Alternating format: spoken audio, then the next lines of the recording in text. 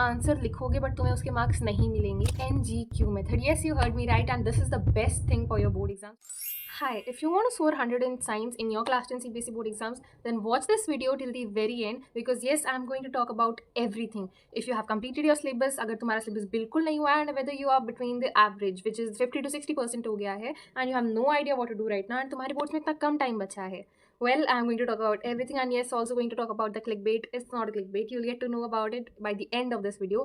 Do not miss the last वाली tips, because yes, answer writing, questions कैसे solve करते हैं, कौन कौन से डाउट्स आपको मेजरली आते हैं, everything is going to be solved here. So let's begin this video. Let me introduce myself once again. Hi everyone, I'm Avika and I scored 98 out of 100 in science in my class in CBSE board exams. Now the 2 marks that I lost, let me tell you what the mistake that I did was, there is something known as choice wale questions, and choice was between a numerical based and a theory based questions. I prefer to do the theory based questions, which was the mistake that I did. You must always go for the numerical based questions. Let me tell you why. Because what happens in theory based questions is there are certain keywords which are written in the marking scheme, and अगर आप वो miss कर देते हो अपने answer में, even though overall आपका answer सही है, you won't get any marks for it. You just have to write the specific keywords, and there is a great chance कि आप वो keyword मिस कर दो जो marking scheme में, and you won't get marks for it. So ऐसा नहीं होना चाहिए, ठीक है? Now as I always tell you that your first focus should be on NCERT. Now let me tell you what I exactly mean by NCERT में पढ़ना क्या है. देखो, first of all, do not skip reading theory of physics. वहाँ से assertion reason form होता है. One pro tip for you for assertion reason is कि जहाँ जहाँ आपके चैप्टर्स में as या फिर because लिखा हुआ है, वो क्वेश्चन, वो सेंटेंस या वो स्टेटमेंट्स assertion reason में पूछे जाने के बहुत हाई चांसेस है. सो mark it in your books. ये आने वाले हैं. I'll show you an example right here, so you can just keep it in your mind, ठीक है? Do not forget to solve the activities in your NCERT, and जो भी yellow boxes हैं उनकी सारी इन्फॉर्मेशन लर्न कर लेना, and also read the summaries. सारी पिक्चर्स मैं यहाँ दिखा दूंगी, so that you are very sure of what you have to read. Secondly, which is NCERT exampler. देखो, NCERT exampler is very very important for science. You have to practice it. MCQs भी करने, question answers भी करने. उसके and do the latest one. You will find it on Google for free. Just search it for once, ठीक है? उसके बाद में the question was CFBQ, which is competency focus वाले questions. वो नहीं करनी है अभी, ठीक है? You do not have to do it right now, because the time left for your board exams is very less, and if you start doing it right now, you won't have much time to complete it, and it will also cause demotivation for you कि ना तो आपकी ये book complete हुई, आपके boards पे आ चुके हैं. तो to save yourself from that guilt, I would suggest you not to go for it. Instead focus on any great refresher. That is one. Third, which is the NGQ method. Yes, you heard me right, and this is the best thing for your board exams. Trust me, इससे तुम्हारे marks perfectly boost हो जाएंगे, चाहे तुम्हारा कितना भी syllabus हुआ हो अब तक. What is the NGQ method? First of all is the NCERT, as I told you. Secondly is G, which is the God series of Prashant Bhaiya. Now you must have noticed nowadays Prashant Bhaiya ने एक series बनाई है, God series, जिसमें वो physics, केम, bio तीनों का सारा syllabus cover करवा रहे हैं.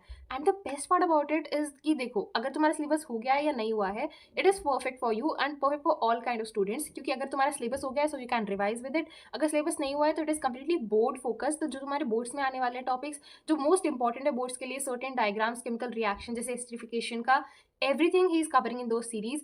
And I would suggest you कि तुम अपनी जो भी प्रेप कर रहे हो, keep that aside and make sure that you watch these God series, because इससे करने से क्या होगा, क्वेश्चन प्रैक्टिस भी हो जाएगी एंड साथ साथ रिविजन भी होगा, and you will also get motivated for your board exams कि तुम्हारी प्रेप बहुत अच्छी जा रही है. And finally the Q, which is question practice. Prashant है उस सीरीज में पहले पूरा टॉपिक पढ़ाते हैं, फिर उसको अच्छे से समझाते हैं, एंड उसके बाद में ही also tells you certain questions जो तुम्हारे बोर्ड्स में आ सकते हैं. Also let me tell you something. Last year मेरे बोर्ड्स के टाइम पे भी he also did similar series for all the subjects, जिसमें पूरी बायो, केम, फिजिक्स करवाई थी. And the best part that I like about it is कि PYQs भी कवर हो जाते हैं, सैम्पल क्वेश्चन पेपर्स भी कवर हो जाते हैं, और सारे कॉन्सेप्ट सेम टाइम पे वो समझाते भी रहते हैं. एंड इतनी वेराइटी के क्वेश्चन होते हैं, कॉम्पिटेंसी बेस्ड क्वेश्चन भी कवर हो जाते हैं. And I was so shocked and happy at the same time during my board exams, क्योंकि बहुत सारे क्वेश्चन लिटरली सेम पैटर्न के थे मेरे बोर्ड्स में. And I was so happy कि भाई ये तो मैंने सॉल्व कर रखे हैं, so I know how to do these questions. And नए पैटर्न के according you will find a lot of question, बहुत सारी वेराइटी के क्वेश्चन आपको मिल जाएंगे. So do watch the god series of chemistry, physics and bio, ताकि सारे इंपॉर्टेंट टॉपिक्स भी कवर हो जाए और बोर्ड की प्रेप एकदम परफेक्ट हो जाए. This is the best series for your board exams. ये पक्का देख के जाना, okay? And also do not miss out the marathon जो कि सुबह सुबह होगी, बिकॉज उससे literally paper same to same आता है. सो रिविजन भी हो जाता है एंड पेपर भी पता चल जाता है, तो परफेक्ट है तुम्हारे बोर्ड्स के लिए. Now the next step that is for carbon and compounds and electricity जैसे चैप्टर्स जिसमें तुम्हें बहुत ज़्यादा प्रॉब्लम आ रही है, well let me tell you, carbon and compounds तुम एक बार ट्राई करो गॉड सीरीज से समझने की कोशिश करो, बिकॉज पूरा चैप्टर अगर तुम अपने पढ़ने बैठोगे अभी से तो इतना टाइम तो you don't have right now, so better उसके इंपॉर्टेंट टॉपिक्स गॉड सीरीज से पढ़ लो, एंड उसके बाद में इवन इफ कुछ रह जाए, हो सकता है तुम्हें कुछ समझ ना आए, कुछ टॉपिक हो, then go for ChatGPT, वहाँ पे जाओ and write the prompt that you want to study this certain topic, so explain it like to a 7-year old, तो आपको वो समझ आ जाएगा. Electricity chapter is also very easy, you just have to pay attention to it for once and सारी चीज़ें समझ लेना, and do not forget to understand all the parallel resistance and series resistance, क्योंकि वो बहुत इंपॉर्टेंट है, board से पक्का पूछा जाता है क्वेश्चन. तो फोर्थ विच इज डायग्राम्स, सारे diagrams you have to study ना. मेजर डाउट कि ये ब्रेन एंड हार्ट के diagrams will come in your boards or not, so let me clear it for you. देखो एग्जैक्टली ड्रॉ करने को ऐसी चीज़ें नहीं आती है usually, but it can be asked to label it. MCQs में आ सकता है ब्रेन का कि ये पार्ट लेबल करो, या फिर हार्ट का ये पार्ट लेबल करो, so you have to remember कौन सा पार्ट कहाँ पे है. And also pro tip for you for competency based questions, always ask why and what. Like कोई भी टॉपिक तुम पढ़ रहे हो, then understand the reasons behind it and what is the effect of it. If you studying a diagram, understand कि ये specific part को अगर तुम रिमूव कर दोगे, imagine if the left ventricle is remove from the heart, what will be the impact of it. The blood won't be able to be pumped to the pulmonary artery and eventually reach the lung. ठीक है, so you have to understand this. उसके बाद में now let's understand कि तुम्हें FOMO हो रहा है बहुत ज़्यादा, कि तुम अगर कोई मैराथन लेक्चर्स मिस कर दोगे तो क्या होगा. तो देखो फोमो तो होना चाहिए इस चीज़ का, बिकॉज मैराथन लेक्चर्स तो absolutely you should never miss it. बहुत अच्छी रिविजन हो जाता है वहाँ से, एंड सारे सिलेबस जब कोई सामने से आपको वापस से पढ़ा रहा होता है ना from 0 to 100, then your brain also gets a quick refresh of all the topics. Also always solve the unanswered questions in your NCERT, वो बहुत इंपॉर्टेंट होते हैं, एंड एक्टिविटी तो सॉल्व करनी है as I told you. As I always say, focus on solving PYQs and SQPs. First priority to PYQs and उसके बाद में SQPs, and you can solve it for free from self studies site, and आपको मिल जाएंगे. Google पे जाके search करो for it, you will get it. ठीक है. Now some great tips right now which are a formula sheet. Physics की formula sheet form करो, chemistry की balanced reactions की sheet form करो. Chemistry की balanced reactions की sheet I have attached in the description for free for you guys, so watch it.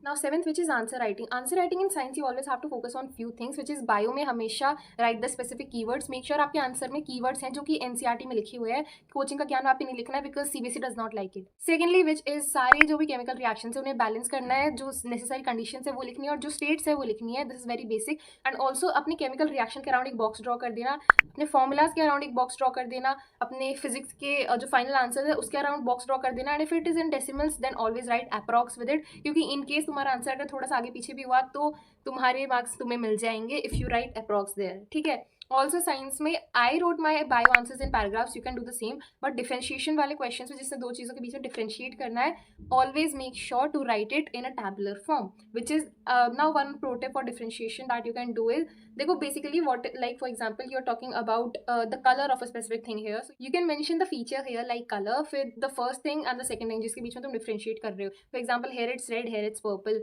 And next category of next feature that you are going to compare, तुम basically उसको यहाँ पे लिखो that what is the thing that you talking about. It's about the size, it's about the colour, it's about the living conditions, whether it's examples, and उसके बाद में वो answers यहाँ पे लिखो. I will show you an example here, तो तुम्हें उससे अच्छे से समझ आ जाएगा. Control and coordination in class 10th, you can draw flowcharts about specific receptors, types of receptors. I will show you a pic here. उसके बाद में you can also draw flowchart about reflex arc. You can first draw flowchart, then explain the specific parts जो तुमने वहाँ पे mention करे हैं, and उसके बाद में you can draw a diagram about it. Even though it's not asked, always try to draw the diagram if you know how to draw it, because overall you just need to make the answer presentation very neat and clean and impress the examiner. तुम examiner को impress कर दोगे, तुम्हारे number automatically मिल जाएंगे. Often it happens कि तुम्हारी अगर कोई माइनर मिस्टेक भी होती है ना, वो भी लोग इतना देखते नहीं है क्योंकि तुम्हारी आंसर प्रेजेंटेशन बहुत अच्छी होती है. बट ये भी होता है कि अगर आपकी आंसर प्रेजेंटेशन बहुत गंदी होती है तो एग्जामिनर आपका सही आंसर देखने के बाद भी उसे रॉन्ग मार्क कर देता है. इस वजह से student of my school lost 8 marks in SST क्योंकि उसकी राइटिंग अच्छी नहीं थी and he wrote it somehow, तो उसको वापस रीवैल्यूएशन करवाना पड़ा था and luckily he got his marks. But हो सकता है आपके केस में ना हो, इसलिए better always make your answer presentation neat and clean. Now finally the major topics that you must study right now. देखो फर्स्ट सजेशन गॉड सीरीज तो करनी है, उसके बाद में स्पेसिफिक चैप्टर्स जिनको आपको अच्छे से कवर करना है, विच आर केमिकल रिएक्शंस, जो फर्स्ट चैप्टर केमिस्ट्री का. Secondly acid basis and salt. Third which is carbon and compounds के इंपॉर्टेंट टॉपिक्स पढ़ के चल जाओ, इंपॉर्टेंट केमिकल रिएक्शंस कर लो क्योंकि वो भी आता है. ठीक है. सुपैनिफिकेशन वगैरह वो कर लेना अच्छे से. एंड लाइफ प्रोसेसेस बायो में हेरिडिटी एंड आर एनवायरमेंट, वो तो बहुत ईजी से चैप्टर है, बहुत शॉर्ट चैप्टर है, तो ईजी और शॉर्ट चैप्टर्स कवर करते चलो, मोटिवेशन भी आता है. देन फिजिक्स में थ्योरी वाले चैप्टर्स तो जरूर करके जाना, which is human I and magnetic effects of current. उसमें बहुत सिंपल से लॉज हैं, ऐसे ऐसे ऐसे फ्लेमिंग्स लॉ एंड एवरीथिंग, तो इतना हो जाएगा। You just have to put in some effort. And उसके बाद में which are numerical based questions, which is light वाला चैप्टर एंड इलेक्ट्रिसिटी, उसके नोट्स से पढ़ो, मेरे नोट्स से पढ़ो, that in the description. Perfect prep होगी। Now a major change in CBSE का पैटर्न, तुम आंसर लिखोगे बट तुम्हें उसके मार्क्स नहीं मिलेंगे। Yes, you heard me right. Well, CBSE has just recently released a circular जिसके अकॉर्डिंग आपके साइंस एंड एसएसटी में your question paper is divided in sections which is A B C D. Science में तो ए B सी है, physics and bio. तो अगर when you are answering your answer sheet, you have to do it the same way. But अगर आपने section A का कोई answer section C में कर दिया, या फिर यू इंटरमिक्स दी आंसर्स, या फिर आपने कोई आंसर बाद में कर दिया बाय राइटिंग सेक्शन ए, पहले सेक्शन ए बी सी कर दिया, उसके बाद में आपने वापस कोई क्वेश्चन कर दिया कि section A answer 15, then that answer won't be considered. Yes, I know that it may sound stupid to you, but CBSE का रूल है, we can not do anything about it. So better leave ample of space after each section, even तो तुम्हारे सारे answers हो गए हैं, because in case last में तुम्हें पता चलता है कि कोई आंसर तुमने इनकम्प्लीट छोड़ दिया या फिर कुछ पॉइंट्स रह गए, तो तुम्हारे पास स्पेस बच जाएगा कि तुम उसे वापस कर सको। क्योंकि वहाँ पे एरो लगा लगा के लिखोगे तो बहुत मेसी दिखेगा और तुम्हारी प्रेजेंटेशन खत्म हो जाएगी। इसलिए better leave ample of space और उसमें अपने आंसर्स लिखो, that will be perfect for you. ठीक है, extra space is lot better than losing marks and regretting everything. Keep this in mind. Now talking about the thumbnail, देखो, if you are with someone right now, the first thing that you need to understand is, no, I'm not trying to encourage you to get a partner for yourself. तुम्हारी ये उम्र नहीं है, पढ़ाई करो। Secondly, which is if you're already in such kind of things, then decide time slots, decide goals. That is the best thing that I can tell you. Be supportive of each other and focus more on your boards right now rather than your relationship. And one thing that I want to tell you is that do not part ways right now. Trust me, if you're thinking that तुम boards पे focus करोगे, you should part ways right now. You aren't that emotionally mature or emotionally strong, and such a thing would make your mental health go from here to here in just a few seconds.